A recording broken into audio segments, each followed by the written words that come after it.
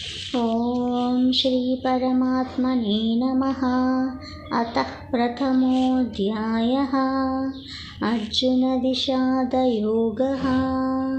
धृतराष्ट्र उवाच धर्मक्षेत्रे कुरुक्षेत्रे समवेतायुयुत्सवः मामकाः पाण्डवाश्चैव किमकुर्वत सञ्जय। सञ्जय उवाच दृष्ट्वा तु पाण्डवानीकं व्यूढं दुर्योधनस्तदा आचार्यमुपसंयम्य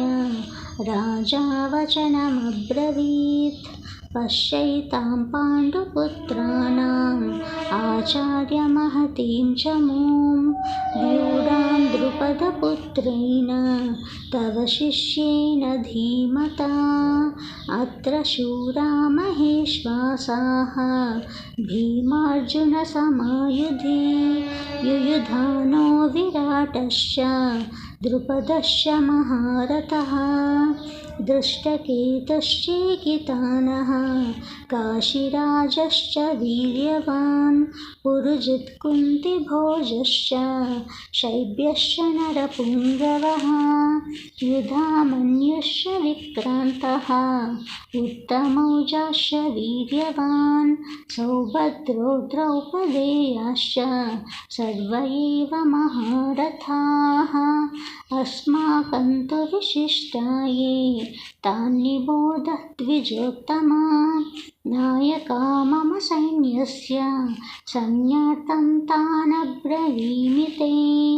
भवान् भीष्मश्च कर्णश्च कृपश्च समितिञ्जयः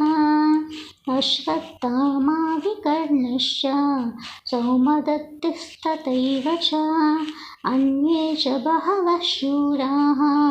मदर्थे त्यक्तजीविताः नानाशस्त्रप्रहरणाः सर्वे युद्धविशारदाः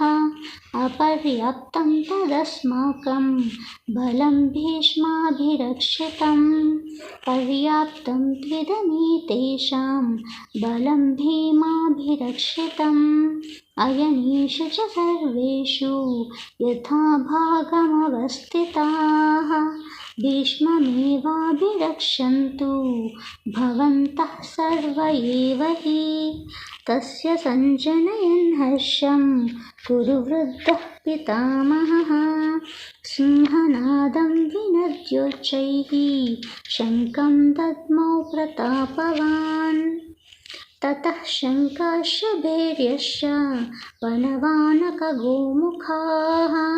सहसैवाभ्यहन्यन्त सशब्दस्तु मुलोऽभवत् ततः श्वेतैर्हयैर्युक्ते महते स्यन्दने स्थितौ माधवः पाण्डवश्चैव दिव्यौ शङ्खौ प्रदद्मतुः पाञ्चजन्यं हृषीकेशः देवदत्तं धनञ्जयः पौण्ड्रं दद्मौ महाशङ्खं भीमकर्मा वृकोदरः अनन्तविजयं राजा कुन्तीपुत्रो युधिष्ठिरः नकुलः सहदेवश्च सुघोषमणिपुष्पकौ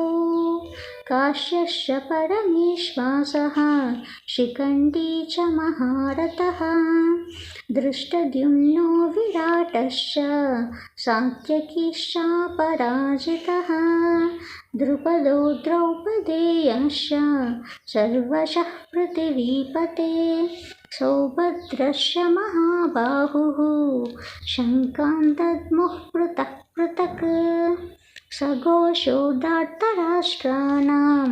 हृदयानि व्यधारयत् नभश्च पृथिवीं चैव तुमुलो व्यनुनादयन् अतः व्यवस्थितान् दृष्ट्वा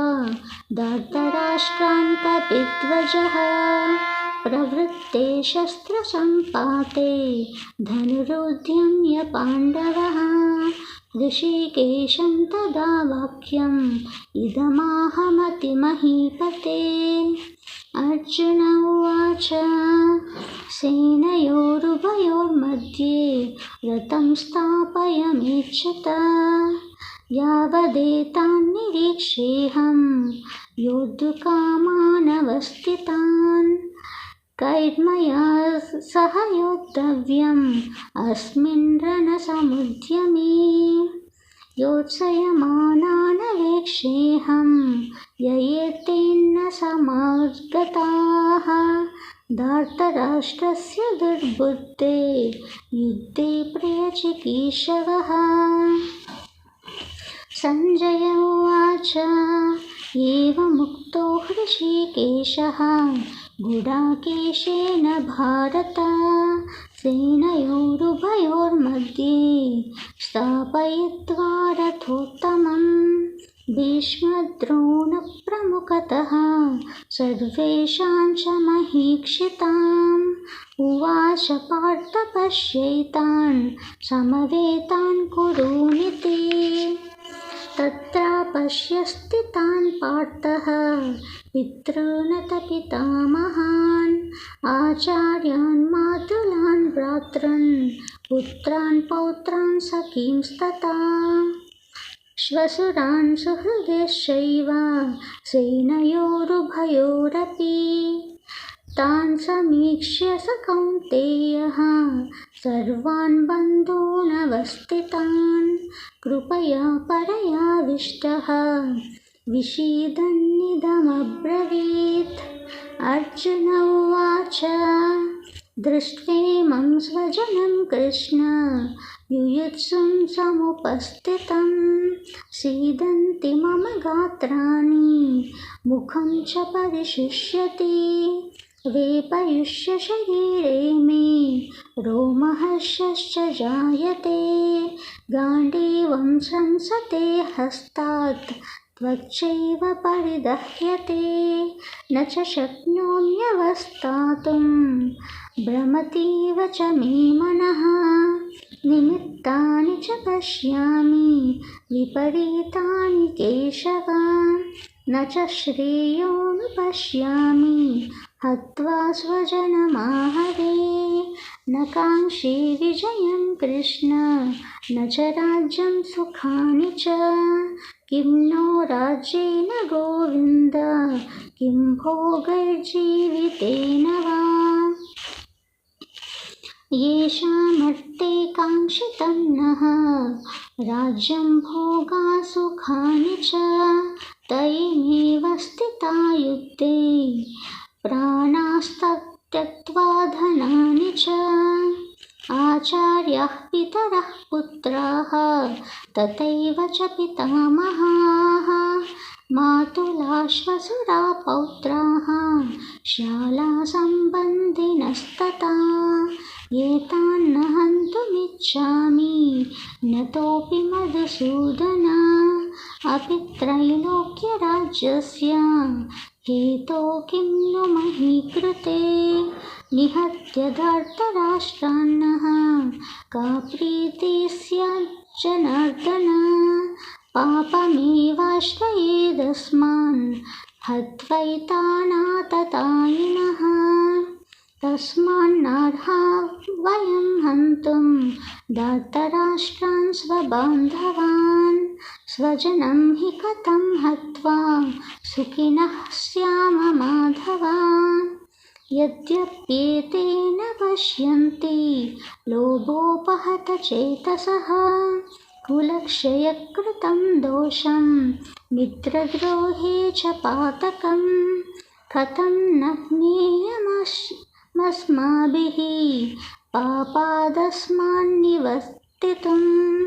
कुलक्षयकृतं दोषं प्रपश्यद्विजनार्दन कुलक्षये प्रणश्यन्ति कुलधर्मा सनातनाः धर्मे नष्टे कुलं कृष्णम् अधर्मोऽभिभवत्युत अधर्माभिभवात् कृष्ण प्रदुष्यन्ति कुलस्त्रियः स्त्रीषु दृष्ट्वा सुवार्ष्णेय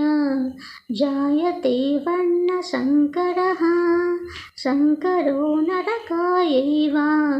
कुलज्ञानां मनुकुलस्य च पतन्ति पितरो ह्येषां लुप्तपिण्डोदकक्रियाः दोषैरेतैः कुलज्ञानां वर्णसङ्करकारकैः उत्साद्यन्ते जातिधर्माः कुलधर्माश्च शाश्वताः उत्सन्नकुलधर्माणां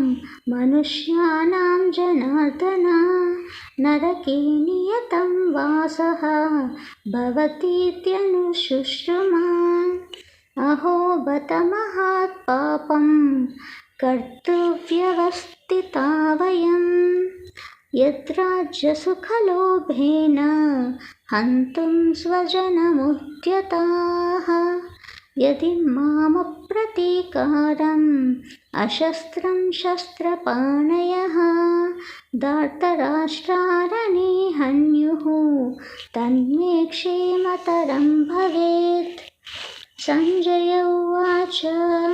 एवमुक्त्वार्जुनः संख्ये रथोपस्थः उपाविशत् विसृज्य शरं चापं शोकसंविघ्नमानसः। ॐ तत्सत् इति श्रीमद्भगवद्गीतासु उपनिषत्सु ब्रह्मविद्यायां योगशास्त्रे श्रीकृष्णार्जुनसंवादे अर्जुनविषादयोगो नाम प्रथमोऽध्यायः।